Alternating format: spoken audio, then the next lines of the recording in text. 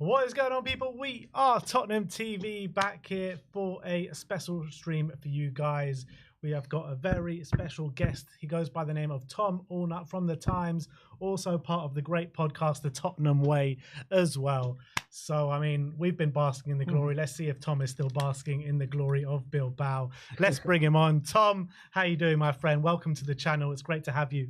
Hi guys, good to be here. Yeah, still basking, I guess. Well, we're about a month now on, aren't we, from the big night? I think that's acceptable. You know, I think a month is fair. Maybe 2 or 3 months, and maybe time to sort of move on. But I think a month is good. If we win the Super Cup, how long are we allowed for that? We've waited 17 years for this. You know what I mean? We can bask in it probably for the next 17 years. We're still living off 84. I think until Arsenal win a trophy, we can bask in it, can't we? Yeah, exactly. Yeah, I think that's fair. Yeah, that's Super Cup. I don't know. I mean, you beat PSG in a Super Cup final. I think that's that's at least a month or two, I reckon, isn't it, into the season? That gets you through a tough start in the Premier League. I reckon you can still keep going through that. I think so, and you know, to beat the European champions would be something very special. But Tom, you know, Frank is here now. The transfer window is up and running. How are you feeling about Tottenham's window? Do you think it'd be a busy one? I think it will be quite busy. Yeah, I think there will be. I think generally we think the Premier League is going to be pretty active this summer. I mean, it doesn't feel like it now. I think we're in a bit of a lull because there was a sort of the pre-window, wasn't there, where I think clubs sort of were looking to kind of get a few deals done early if they could. We've seen City obviously do a few things. Generally, the teams who can afford maybe to overpay slightly to kind of get things done early, I think, were pretty active in that little window. But now I feel like clubs are sort of waiting really because, you know, the PSR deadline at the end of June. I think the clubs that can are probably now going to wait to sort of get slightly better deals and to negotiate and to kind of have a look at the market. So that's probably what we're seeing now, a little bit of a lull. But I think Spurs will be pretty active. Yeah, I mean, usually when you have a new manager, you know, you always have a little bit of fresh impetus there where the manager likes some people, doesn't like others, you know, and I think that will mean that there's very much a clean slate for the squad. Generally, I think we could see some, wouldn't say surprises, but I think some players who maybe Postecoglou didn't fancy maybe coming back into the reckoning. And equally, you know, I'm sure Frank will look at some players and think there's an opportunity there for us to make some funds and to free up some money to bring players in. So I think they'll be busy. I would imagine sort of 4 or 5 players, possibly 6 players. But I mean, you know, you look in that kind of bracket and you're thinking, well, there might be 2 or 3 there who kind of, you know, go into the lineup straight away. And then you're looking maybe 2 or 3 possible youngsters, players who kind of bolster the depth, you know. So within that kind of bracket of 5 or 6 players, you're not talking about half a new team. You're sort of, you know, bolstering the squad, which I think we'd all agree Tottenham really need to do because that was obviously a huge problem last season. And it's going to be even more a problem this season with the Champions League. In terms of priorities for this window, where do you get a sense of where Tottenham's priorities are going into this window? I think in the forward line, I think it's where the club think that they need to do some sort of significant business. You know, I think particularly if you think about the possible future of Son. But I actually think even regardless of that, they've been looking at this position now for a couple of windows at least, I'd say, where they kind of have had their eye on sort of a premium winger, you know, someone who can make a difference. And you know, guys, I mean, I think, you know, you look at the best players in the world now. You know, you look at the best teams in the world, and so often it's the difference makers now, isn't it? In football, tend to be those players who play sort of right or left wing, the kind of inverted wingers coming in. You know, you look at obviously Salah, but even players like Doué, Lamine Yamal, Rafinha. You know, they're sort of almost the most expensive players in the world. If you look at the top 10 players in the world now, you'd probably find 5 or 6 of them are kind of out and out winger forwards rather than centre forwards. And I think Spurs have been pretty gifted in that position with Sonny for so long. But obviously we all know that era is coming to an end, you know, fairly soon, if not pretty shortly. So they've been looking, you know, in that kind of succession planning for a while. But obviously a club like Spurs, rightly or wrongly, are not prepared just to sort of throw 70, 80 million around, you know, spontaneously, let's say. So they've been planning, they've been looking, they've been sort of weighing up what the best decision is. And I think that is probably a position they will try finally to sort of find an answer to this window in that kind of left wing position. Other than that, I think that central midfield, I think, is a position they need to find a sort of a solution for, particularly in that kind of number 6 role, where I think they've got players who can play there, but I think they haven't really found a real sort of perfect answer, have they? In that kind of pivot position, and it's obviously a very hard role to play. Everyone kind of wants everything now. They want the kind of destroyer who can also, play a perfect pass and can build, and everyone wants a Rodri basically. Yeah, They're hard to find, right? Yeah, tell me about it. I've been searching the data and the stats and the facts for a number 6 that's going to fill the Rodri void of what we've been looking for ages, and I'm still looking for that player. Have you found one or no, not? no? I think the data suggests that Lucien Agume from Sevilla looking like a good one, but he's still a fairly young player, but hasn't reached the heights of a Rodri yet. It's safe to say that. How much would it take to get Rodri out of City? You maybe need another significant Rodri injury next season, then there might be a chance, or 2 or 3 at least, but not at the moment. But it's hard, isn't it? I mean, you look at those kind of proven players, and you look at Arsenal, for example, looking at Zubimendi, and it's going to cost them a lot of money, and even he is the kind of the backup to Rodri for Spain, and so you're trying to sort of find. Probably at the moment, look at City, aside Rangers, for example, those kind of out and out central midfielders who can do a bit of everything. They're either very expensive, or you're going to go for a sort of younger player who's got potential, and then it's you're going back down that route of sort of buying players who are unproven. So it's a really difficult position to find, but I think it is a really important position for Spurs, because I don't think Bentancur is really a natural sort of number 6. I think he's much better off as a sort of normal number 8, where he's a bit more freedom to kind of play make and carry the ball forward. Bissouma, similarly, I think the best of Bissouma could perhaps be that player, but I just think we haven't seen that at Spurs. We haven't seen Bissouma kind of play consistently week in, week out, and it's a big question mark for Frank, isn't it, whether or not he basically thinks he can get the best out of Bissouma consistently enough for him to be a sort of top line central midfielder for a club like Spurs, or whether they think he's someone they could move on. And then I think Bergvall as well. I think he's someone where he's got the ability and the talent to be a sort of a number 6, but in a way you would lose a little bit of his creativity by doing that. So they have players who can do the role, but I think they haven't got someone who's perfect for it yet. A name that's on the market this summer, João Palhinha of Bayern Munich, obviously did very well for Fulham in the Premier League. I've seen links that he potentially could be going back there. Do you reckon that could be an option that Spurs could target this summer? I think he'd be a great signing, in my opinion. I think he'd be, you kind of have these types of signings in the market where they're sort of opportunity signings. They come up because someone's out of contract or they're unhappy where they are. And, I look at Palhinha, I remember watching him for Fulham, and he's so powerful and such a big presence in midfield. And I think I always remember he sort of, would be very high up the stats for sort of interceptions and reading the game. Okay, maybe not the most sort of incisive, kind of creative, probably like pivot player, but I think in terms of his sort of a defensive ability and the ability to kind of disrupt and intercept attacks, I think he'd be a super buy. But whether or not Spurs could beat other teams who would be interested in terms of his wages as well, but we know that Bayern and Spurs have a pretty good relationship for the last 2 or 3 years. Bayern's sort of hierarchy are not among those who see Daniel Levy as unworkable in terms of deals. They've done it, and they think that he is good to deal with. So if Spurs are interested, then maybe it's one that could happen. But I would imagine it would be one that maybe would happen later in the window. These kind of opportunity signings tend to happen where the player has kind of surveyed, various options, and where the club has as well, and then they come to a deal a bit later in the window, perhaps. It's interesting you were talking about the forward line earlier.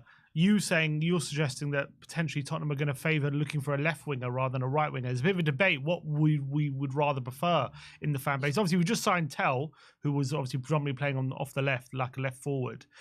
We obviously have Johnson, who scored 18 goals last season, who's been starting right wing. But other than him, we don't really have maybe a natural right winger maybe to compete with him, whereas right now we kind of have Son. So you think Tottenham are looking to prioritise a left winger addition rather than a right wing, you think? I think so. Yeah. I mean, I guess sometimes you have versatility in that front three, and that can be a really important thing nowadays. You want players who can do a bit of both, particularly not necessarily from left to right, because that's unusual, but to have a winger who can play down the centre forward position. Perhaps that would then possibly allow them to sell Richarlison, for example, if they thought that someone like Tell could do that job more consistently. I personally wasn't that convinced by him playing there last season. But equally, we've seen Kulusevski play there as well under Ange, and so that versatility can help. I think they've got options on the right with Johnson, obviously, haven't they, and also Kulusevski being able to play there. Odegaard, for example, as well, who we obviously had an injury interrupted season. I think that position on the left is really crucial, to be honest. Coming in off the left behind, if it's not going to be Sonny, and I think even if Son stays, you've got to think that probably in an ideal world they'll have someone there who will at least very much challenge him for that position, and perhaps you have a situation where Son doesn't play as many games as he did last season. So yeah, I think the left. I guess equally with Mbeumo, we know that. If we know Spurs have an interest there, but when he was playing for Brentford, was more comfortable off the right. So I think it's a fluid situation, but I personally think that they're prioritising that left position slightly more than the right. Yeah. Other players that have been heavily linked to Spurs in the press have been Mbeumo, like you said, Semenyo, Eze, Kudus. Do you reckon any of those could be a likely scenario for Spurs this summer? It depends on the price, doesn't it? I think they do have an interest in Semenyo, and they've had it for a while. But equally, I think there are a few clubs who have been interested in Semenyo, and Bournemouth aren't going to sell these players for cheap. They've already sold Howson, of course. Kirkez is on his way to Liverpool. Eventually, the need for them to sell is much less. And I guess, in a way, perhaps it's why clubs are going early with those sort of Bournemouth targets. Howson had a release clause, so it's slightly different. But I think as the window goes on, Bournemouth don't need to sell these players, and they're not going to sell, Semenyo for cheap. And when you look at it, do Spurs want to spend 60, 70 million on Semenyo? Maybe, but I think they would probably want a bit more of a sure thing in terms of that. So I think there is an interest there, but I think the gap in terms of the valuation at the moment is probably quite wide. But that doesn't mean it can't close later in the window. Or the other ones you mentioned, Kudus, I think is similar. West Ham again, wanting a lot of money. They've got a release clause for Premier League clubs, which I think is about 80 million. Is that right? 85 million, I think it is. 80, which is a lot, right, for Kudus. So you'd think, Spurs were going to spend 80 million on someone to play out wide. I wonder if they would spend that money on Kudus, who I think is a great player, and also, he's got that ability to not only kind of link up with strikers and score goals, but he's a really good carrier of the ball. And I think if you look at, for example, like someone like Kulusevski, like why he's so valuable for Spurs, these players, they give you an ability to kind of do transitions. You can break presses by having players like Kudus and Kulusevski who can carry it up the field, have the strength to sort of hold players off. So no doubt he's a good player, but they're expensive, and that's the thing with Spurs, that they're not really prepared to pay these big fees, 70, 80 million. We saw what Levy and Vinay said the other day about wanting to sort of win the Premier League, win the Champions League. But to do that, to compete with those clubs, you've got to be ruthless in the market. I look at someone like Mbeumo, for example. I think if Man City or Liverpool really wanted Mbeumo, for example, I think they just would have got that done by now. They would have almost sort of outbid United and said, okay, we're prepared to pay the extra 10 million you're not prepared to pay, and we get the deal over the line. And perhaps it's not the kind of perfect deal that we want to do, but equally we just want to get the player in the building and we move on. Spurs, for various reasons, which I think are, some of which are very legitimate, they don't have that kind of free-wheeling funding that other clubs have. They have to be a bit more careful, and so it's a bit more a waiting game. With someone like Eze, he's got a reported release clause of 68 million. It feels like Spurs and Eze have been flirting with each other for the last couple of years. Paul O'Keefe mentioned that they're not so stringent on that 60 million upfront anymore. Could be over the course of 3-year payment, 20 million a year. Surely that's something Spurs should be looking to get done. Yeah, that has always been an issue with Eze. Palace have always wanted the kind of the money all up front. It's not information I have about the splits in the clause. Breaking the payments down, because that has been, I think, a hurdle in the past. So if that was something that was going to change this summer, then then perhaps that would allow Spurs to feel like the deal was more sustainable, more financeable for them. I mean, I personally think Eze is a great player. You know, I think he would be such a great signing for Tottenham, not just for the way he is as a player, but I think as a character. You know, he's the kind of player I think Spurs fans would love to get behind. You know, and I mean, we've seen him, you know, against Spurs. You know, he's played some of his best matches against Tottenham, and you know the goals he's scored and the way he's played in those games. It's just obvious to see what a player he can be. You know, not just now, but in the next few years. So, I mean, if it was me, it's not my money, but he would be my pick. You know, I think he would bring so much to Spurs in so many different ways. Yeah, going back to Mbeumo, you were saying how, you know, we've heard about Tottenham's interest. The current kind of reports surrounding that deal is that he prefers to move to Man United, but Tottenham are kind of registering their interest in case that move falters. But there have been some other reports suggesting it's not a foregone conclusion if Tottenham really are serious putting their hat in the ring that he would choose United with Frank now being at Tottenham. Is anything you've heard about that deal that could maybe sway Mbeumo to come into Tottenham, you think? Well, I think sometimes these things are presented in black and white, you know, and actually, you know, there are shades of grey in between. You know, I think it's possible for Mbeumo's first choice to have been Manchester United, but things change, you know, and Thomas Frank being appointed at Tottenham is obviously a big change, and it doesn't mean that suddenly he decides that Tottenham is his first choice or Manchester United is his first choice. But I think there are various factors here, you know, in terms of which club has an offer accepted, of course, but also, you know, you talk to the coaches about roles, you talk to the club about, you know, where they see you, and depending on the length of the contract, all these different factors that come into it. I don't think Spurs, you know, are out of the race if they decide to match Brentford's asking price. But I still think, you know, we think that Manchester United is still kind of in the driving seat on that deal. What's become evident once again is the numbers going into the Champions League next season. Only one club-trained player really on the roster in Brandon Austin, and they are looking, if you believe what's going on in the press, to bring in someone like the likes of Dennis Serkin, Kyle Walker-Peters. Is that because there has to be some moving parts, doesn't there, if Spurs want to make significant movement in the business, in the transfer market, because we're just oversubscribed in terms of players and undersubscribed in terms of club-trained players. So do you think Dennis Serkin or Kyle Walker-Peters are, you know, real viable, realistic options this summer? Well, they need to. I mean, Kyle Walker-Peters would be interesting given they sort of had him in the building and let him go. And he's sort of been available for the, you know, last year or two, to be honest, and they haven't gone for him. So, I mean, I think there's always this policy at Spurs where there's almost two currents going on at the same time. You know, they'll sort of act in the market for the present manager and sign players who are, you know, let's say more kind of premium players, more expensive players. And then they will also sign, you know, club signings, you know, players who are younger, more affordable, ideally sort of, you know, qualify as club trained, and all these things can happen sort of concurrently. And I think, for what it's worth, I think that's quite smart. You know, if you sort of throw all your eggs into one basket, you know, and you sign all the players that Antonio Conte wants, for example, then fine, you know, you can commit to that manager.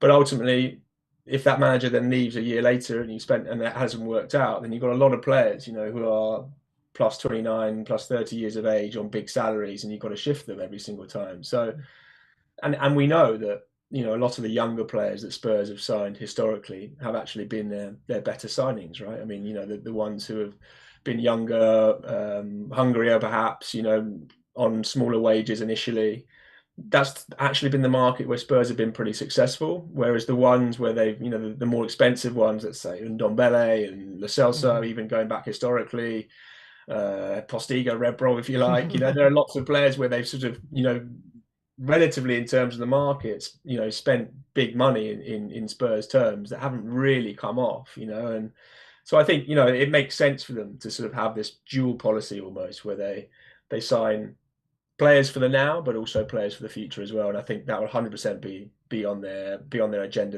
in this window as well. And I think when we talk about depth, I think that's where they will look to bring in some depth, you know, by bringing in, you know, 2 or 3 more youngsters. We know that Thomas Frank, for example, he has, you know, a good knowledge and a good eye for the Scandinavian market, and I wouldn't be surprised to see them bring in at least one player from over there. So you're not necessarily convinced of the reports that are looking at Sirkin or Walker Peters, because obviously these aren't players who fans, I guess, would say they're players that take you to the next level, but other fans would say they're a bit of a necessity because, as my brother was saying, these club trade numbers are so low.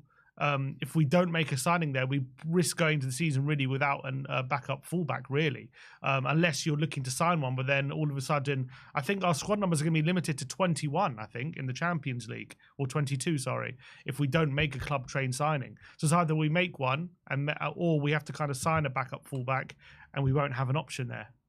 And we won't have an option down the line to another place in the squad. Yeah, I mean, you're right. I mean, last year, you might not, you'll remember better than me, but what was the beginning of the season? I think they sort of had like some 18 senior players available. We had to leave Spence out, didn't we, at the beginning? We had to leave Spence out, and and that all contributed to the problems they had. That was always what I felt about the Postecoglou problem, as it were, was the kind of combination of the demanding style of play, which definitely contributed, in my opinion, to the number of injuries. But in isolation, that might have been okay if they'd had a squad that was able to absorb it. But the combination of having a light squad and also a manager with a demanding style of play physically was obviously a disaster. And they probably should have learned that after season 1. But they didn't, and actually season 2 was in the end even worse. I know Johan Lang likes to keep a tight lid on things behind the scenes, but you heard of anything? He's not like Don Paratici, who likes to go for 10 players at the same time and they're all playing out in the press in front of our eyes. But have you heard any other names that maybe we haven't spoken about today that Spurs are potentially looking at? Well, those two, I mean, you mentioned Paratici and Lang, but I mean, they both have, obviously an active role in Tottenham's kind of transfer dealings at the moment in slightly different ways. I think, we know Lang is very, very good in terms of the data, in terms of the youth market. And actually, I think, we look at, since he came in the last couple of years, like his record has been pretty good. Like, I think Tottenham's record in the market in the last year or two, you can say that they haven't done enough, but I think actually what they have done, you look at the players that they brought in for Ange, and I think most of them have been hits, 2 or 3, still to be seen and to be proven. We think about Archie Gray, for example, Bergvall even, but I mean, Bergvall already has been a huge hit. But I think overall, he's done a pretty good job so far, and we wait to see what Paratici's role will be officially. We know he's still working kind of in a consultancy role for Spurs. His ban ends middle of July. Very possible that he comes back in, although how that then works with Lange, there might have to be a slight sort of tweaking of roles perhaps, or do they keep him on and they kind of just the consultancy role he has now for a while longer if it kind of works? That could also be possible. In terms of players, I mean, as I say, I think the lull right now I think is because they're sort of waiting. We're in that situation. It's a slightly boring answer for you, but we're in that situation where they are weighing up sort of 3 or 4 targets in the positions where they want, and some of those targets are in the kind of in the public domain, in the media right now, and others not so much. But I think if you think about those 4 positions, Mbeumo, Semenyo, Eze, you're thinking about players that Spurs probably should be considering, and I think they're going to be looking at those 3 or 4 players. They'll find out what the fees are going to be. They'll find out if the players are interested in coming to Tottenham. And then, they make their move slightly later down the line rather than now, But I think it'll be an interesting window for Tottenham. I think they'll come out at the end of the summer with some interesting signings. And I have to say, I don't know what you guys think, but I personally don't think they need a revolution this summer. I think they need some evolution, and I think it's important they don't overreact, to finishing 17th. And that sounds a bit strange perhaps, but I actually think they've got a talented squad there, and I think a new manager coming in is actually in quite a nice position, because I think in terms of expectations, people aren't expecting, they don't have to improve on 4th place or 3rd place next season. 17th gives them a lot of margin for improvement. And I think Thomas Frank will look at the squad and think he's actually got a lot of players there with a lot of upside, a lot of players who, are 6 or 7 out of 10s at the moment, who he can develop and make into really good players, and that's not just the young ones. I think, there are other ones in the squad who I think he'll think I could, someone like Udogi, Pedro Porro, these kind of guys who are playing well and have had good seasons for Tottenham. But I think they can go to another level. I think there are 3 or 4 or 5 players like that in that squad where he'll look at them and think, you look at his record of what he did at Brentford with lesser talented players. I think this is a squad that just needs 2 or 3 good signings for the lineup, 2 or 3 good signings for squad depth, and I think Spurs can be right back in the mix.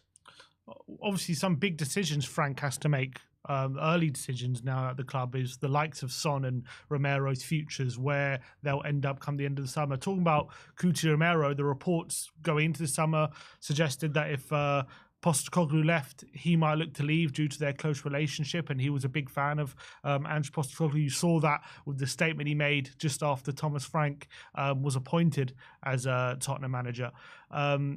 There's also reports, there has to be discussions with Romero, with Frank, before any decision is made, with interest with Atletico going to the summer. How do you think it plays out? Where do you think his head's at? Do you think he's destined to leave this summer? Also, his contract situation plays into it. He's only got 2 years left. If he's not going to sign, will Tottenham look to sell regardless of what he wants? It's a very interesting situation, the Romero one.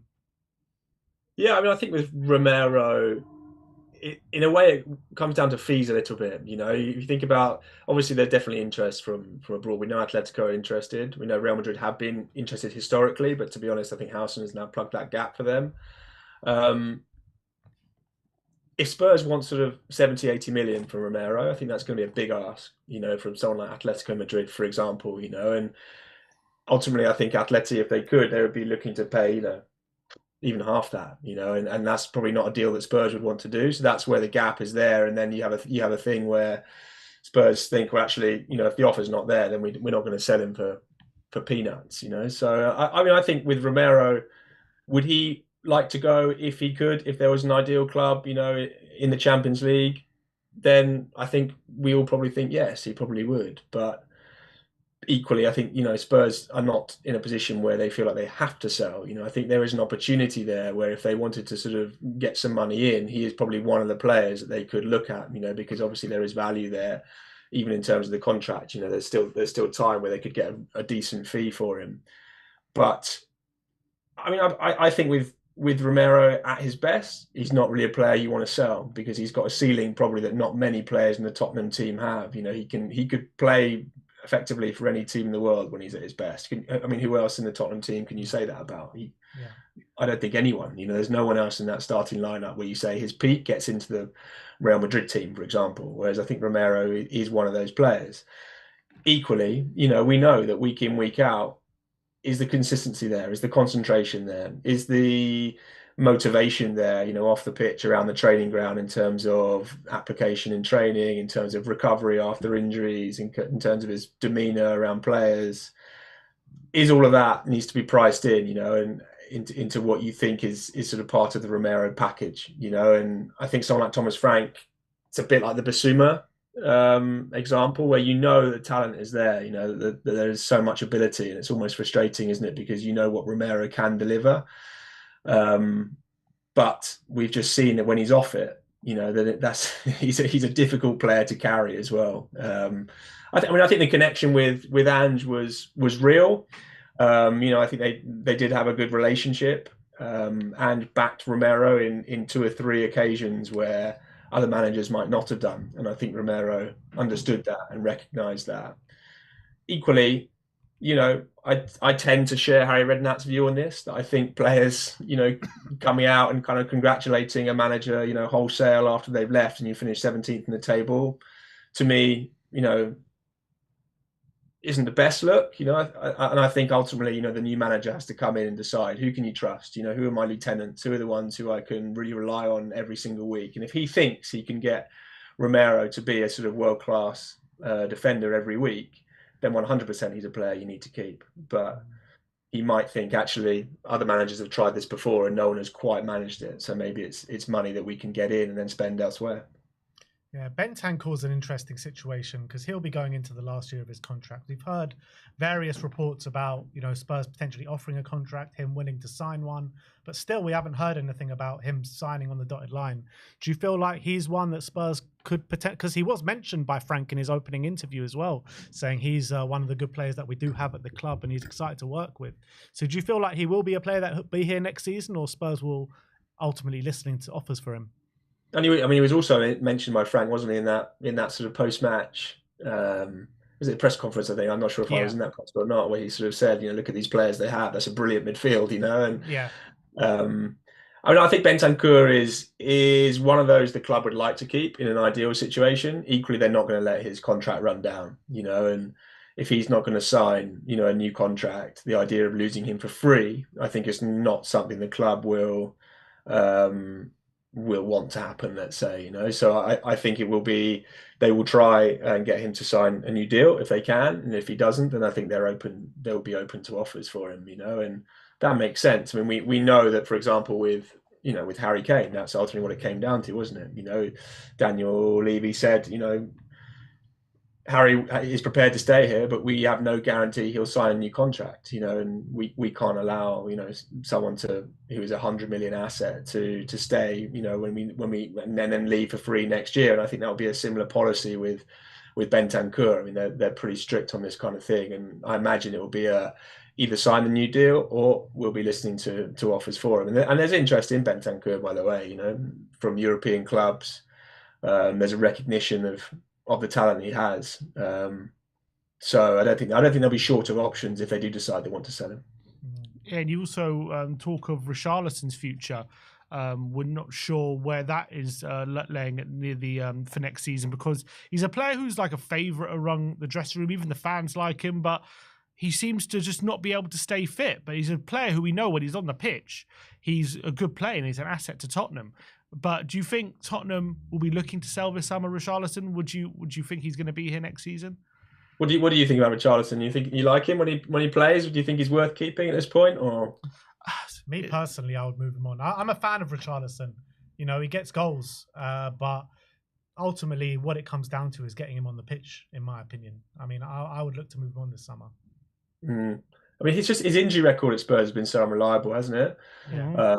And I think that's the bottom line. I think if you knew that Richarlison was going to be fit regularly, then ultimately, he's a really useful player to have, because he can play in lots of different positions. He can play right across the front three. If I think of a team like Liverpool, for example, they're full of these players, aren't they? Cody Gakpo, for example, Diaz. They can play right, left, central. They can come on in games and affect it. They can start and come off after 60 minutes. And in a way, I think sometimes we can be too clinical about it, and we think, well, if he's not going to be a starter, then presumably he's not in the plans. But you need to have these rotations and these options. And I think if Richarlison is fit, then in a way he's absolutely ideal for that.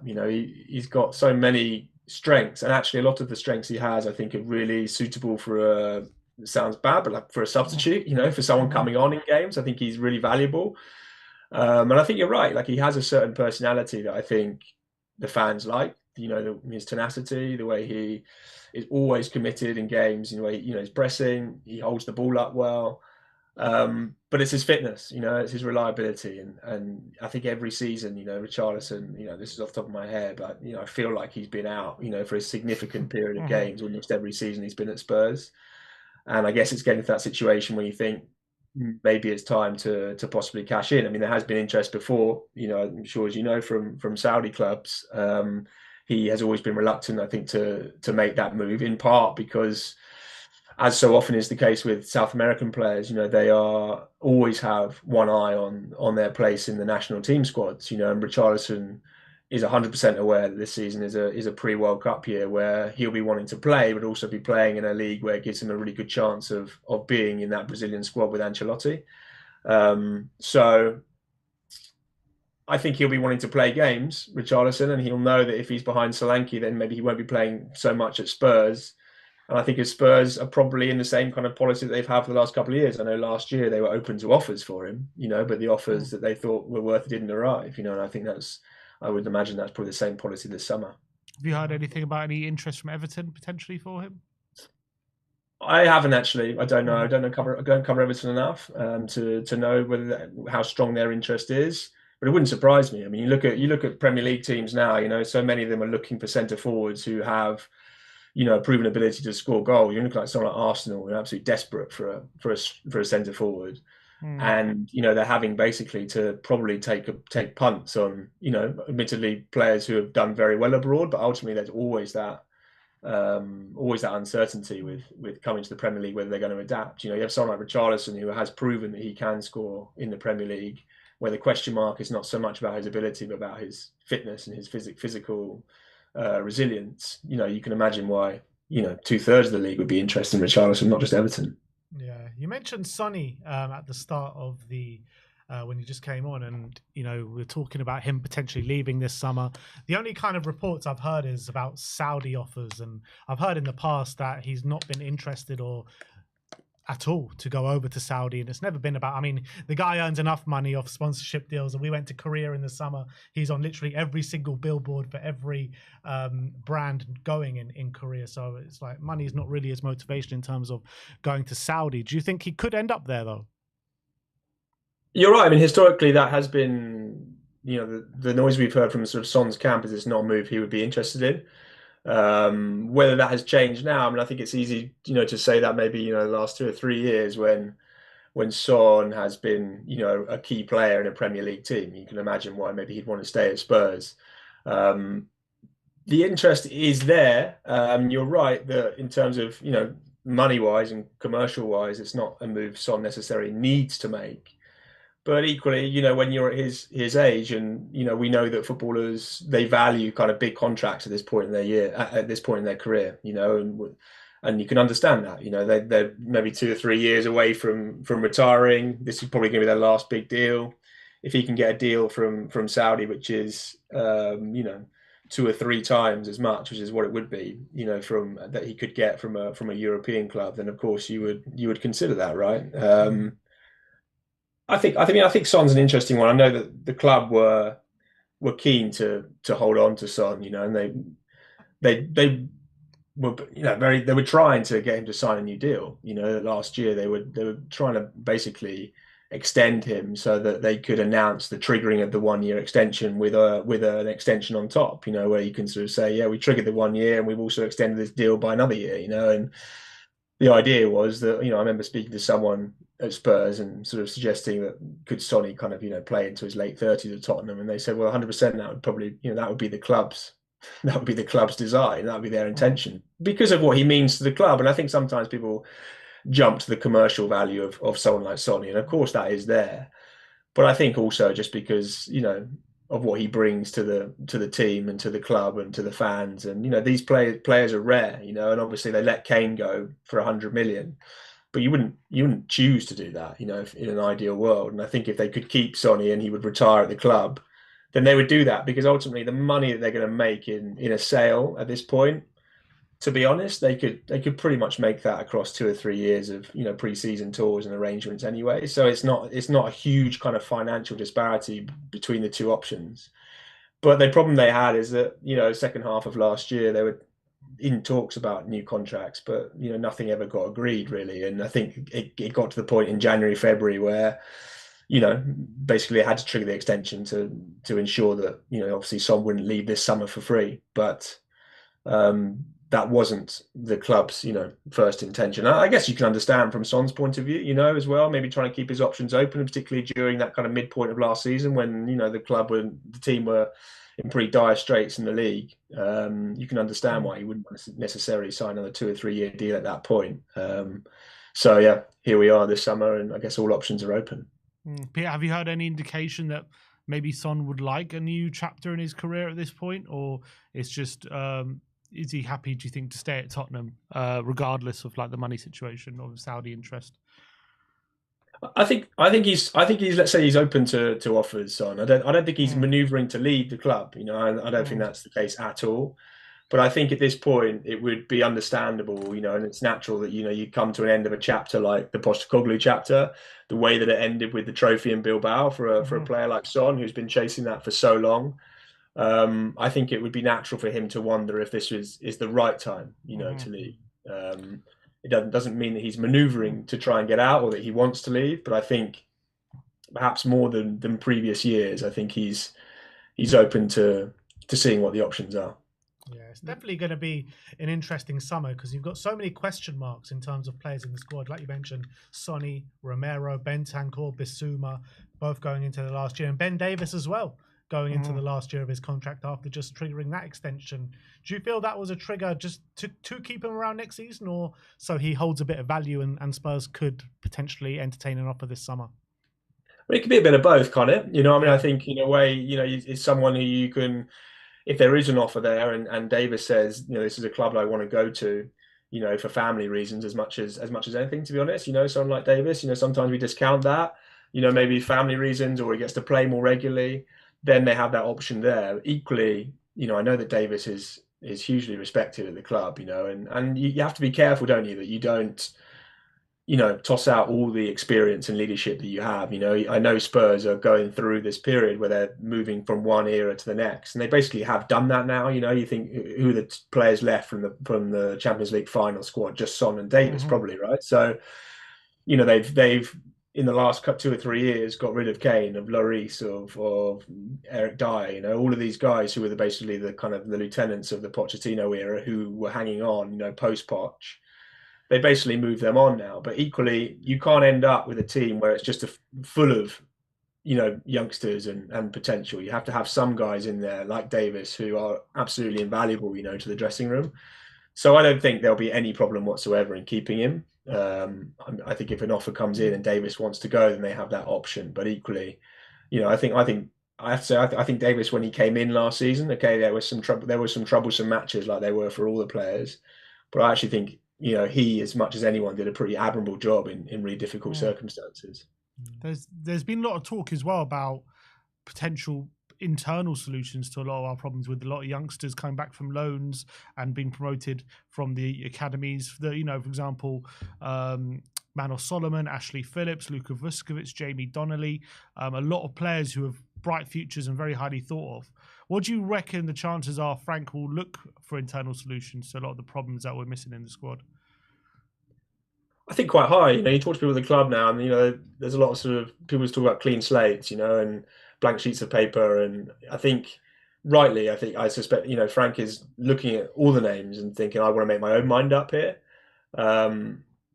So no one's discounted. You know, everyone has a chance on the first day of training to start again from day one. You know, and there are lots of players like that who we forget because, you know, for whatever reason, Postecoglou didn't fancy them. You know, people like Ashley Phillips, Solomon. You know, you're right. You know, Jamie Donnelly, for example. You know, played at left back in pre-season last year, and then got sent out on loan to Leyton Orient. And you know, he couldn't have done any more. You know, and what a season he had, to be honest. You know, at Orient, not just that incredible performance against City, but you know, in general. I mean, I interviewed Donnelly back in, I don't know when it was, maybe January or something. You know, and just a really sort of sparky character, you know, who, you know, you talk to people at Orient and they absolutely loved having him there and the impact he made on and off the pitch.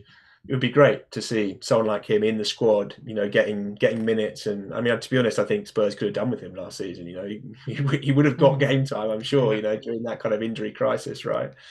And I think Frank has an eye for this as well. You know, I think this is one of the reasons why Spurs appointed him, is because they know that he is, you know, fantastic at developing young talent, you know, and I think this is something that he will really look at. Guys, I've got my kids just knocking on the door. Let me just, I'm busy. 1 second. Oh, no worries. I know how we feel. Okay. I know how we feel. Just on a call. We'll be back in a sec. All right. They come in from school and they all knock on my door and they all come pouring in. You know? I know exactly how you feel, Tom. Exactly how you feel. But no, I mean, I was just saying about Frank. Yeah, so I mean, I think one of the main reasons, you know, we heard Vinay, was it say, you know, that they sort of listed 10 things, you know, what they think should make a Tottenham manager, and I know that, you know, high on that list when they were looking for a replacement for Ange was developing young talent, and not just because that's the model of the club and it has been for a long time, but I think they look at the squad they have now and they think that is a really important talent for the new coach to have, you know. So I think Frank I wouldn't be surprised if there are one or two names. I mean, we can't get carried away of those sort of 5 or 6 you listed. I suspect most of them are going to be, loaned out perhaps again, but I wouldn't be surprised if one or two make a bit more of an impact than we might have thought this season. Out of interest, Tom, do you think it was the right decision to sack Ange at the time and bring in Frank? I think on balance I do. Because I recognised everything that Postecoglou did, and no one can ever take that trophy away, and what it means to the club, and I think he'll always have his place now. In the kind of Tottenham history books. I think in 10, 20 years, people will be telling their kids about that run in the Europa League and those nights, not just Bilbao, but all the other games as well. And I think he'll always be a fan's favourite, now, and perhaps to some extent even more than perhaps his tenure deserves. Like, I wonder if his legacy will sort of blossom as the years go by, because people will remember the kind of the glory nights and the glory days and how the team played great football when it all worked, but they will probably forget some of the sort of slightly more grisly days in between. I just think for sort of smart, serious football clubs, you have to make decisions based on logical analysis, and I think when you weigh up all the evidence across the 2 years of Postecoglou's tenure, it doesn't make sense to make an emotional decision based on that one match, and that's what it comes down to. If you think that Postecoglou should have got sacked if they'd lost to Man United, then I think you have to basically hold that decision regardless of that result, because it's 90 minutes shouldn't at a proper team, a proper club where you hire very expensive executives to do jobs like Johan Lange's, and Daniel Levy is the highest paid director in the league. They have to make better decisions than just sort of saying, well, look, we had a brilliant trophy parade and one fantastic night, and therefore we should hold on. I think they have to weigh up all the evidence, and you look at the results, you look at the trajectory of the results. You look at the injury record, you look at how the style of play affects the team, you look at how managers these days, the kind of direction of travel tactically, where to be honest, purists seem to be giving way to flexible coaches who are able to kind of play different ways against different teams. That's the way the game is going. I think you have to weigh all that up, and you think actually it was the right decision to move on in the end. But I mean, listen, I wouldn't wish that decision on anyone, really. I think it was a really tough call for Levy. I think either way he would have been criticised either way, But I personally think it was probably the right call. But ultimately, it will be judged, won't it, on the basis of Frank's tenure. I think if Frank does well this season, they have a good season. Let's say, I don't know what you guys think a success is this season, but let's say they finish in the top 4 and they win a cup. No one's going to argue that it was the right call. Equally, if it goes the wrong way, everyone's going to be, telling us how Ange would have won another trophy this season, won't he? So I mean, that'll ultimately be how Daniel Levy's judged. Yeah, just a quick one on Levy and Frank. I saw you wrote an article about Daniel Levy not so long, a few weeks ago. Obsessive taskmaster or misunderstood visionary. I was just wondering about what you think his relationship potentially could be with Frank, who's been on record saying he very much looks at owners before he obviously makes a decision. One needs to find the right owner. And so do you think in theory this should be a connection that should work? It's a match made in heaven, or do you think maybe Frank doesn't know what he's walking into? I think he knows what he's walking into. I think managers tend to, I mean, Daniel Levy's been around for a long enough time. There's no mystery there, really. I think managers know what it's about. They know what Tottenham is about. You have to work on a budget. You're not going to be given 300 million to spend every summer. You have to improve players. You have to improve youngsters. He knows all of that. He comes in with his eyes wide open. And I think the other relationships are important. I don't disagree that the relationship with Levy is obviously paramount. But if you think about the relationship with Vinay, for example, I think it's going to be increasingly significant now in this kind of Tottenham era. I think the idea that he's going to be much more sort of hands-on day to day is definitely part of the sort of new model, in inverted commas. Obviously, we know Frank has a very good relationship with Johan Lange. So it's not just Levy. They have this idea of the sort of the 4 of them in a kind of a line, and that everyone's going to be on the same page all the time. Levy's a challenging person to work for, you know, and in that sense, he's not uncommon from other football owners. You know, football owners tend to be the kind of people who are demanding, you know, who do want to be involved. You know, if you're sort of made enough money that you want to buy a football club, then you know, you tend to be the kind of person who wants to have a say on things. And Levy is definitely that. You know, he is a very sort of very active football chairman, as one person said. You know, he wants to be across all the football departments. You know, we know how he was, you know, extremely across the kind of football, the building of the football stadium. You know, it was, you know, on the cameras and watching every single little thing every single night. You know, and sending emails to staff when he wasn't happy. And in some ways, obsessive. Yes, some people would say, you know, interfering, I guess, but equally, you know, I tend to think with Levy, you sort of have to take it all in the round. You know, I mean, of course, we know, don't we, that all the off-field stuff that Spurs have done has been fantastic, and I think it is sometimes underrated. You know, how much Levy is. He is innovative, you know, and people in the industry think of him like that. They think of him as being ahead of the curve in terms of commercial activities. Equally, you know, you can see why on the pitch Spurs have been nowhere near as good as they should have been over the last, you know, 20 years, you know, and I think he has to hold his hands up for that. And ultimately, you know, it's going to come down to these next 2 or 3 years, isn't it? I mean, we've probably said this before, you know, every appointment for Levy feels like it's sort of like a referendum on his tenure. But I think this one particularly, you know, post Ange, post winning that trophy, I think really will come down on him ultimately, you know. And to be fair, you know, him saying, "Oh, we want to win the Premier League, we want to win the Champions League," he has to sort of hold himself up to that standard now. You know, he has to match that kind of ambition by backing his managers in the market. Absolutely. But Tom, I think we'll let you get back to father duties now. But thank you very much for coming on. It's been a real pleasure to have you, and some really good insight into the potential Spurs transfer window this summer. So thank you very much. Pleasure, guys. Thanks for having me. Thanks a lot, Tom. Hopefully we'll hear from you soon. We'll be watching your articles come through, and let's hope some signings will be coming very shortly. Let's hope so. All right, guys. Have a good summer. And to you, mate. Thanks, Tom. Thanks See you a lot, later. Tom.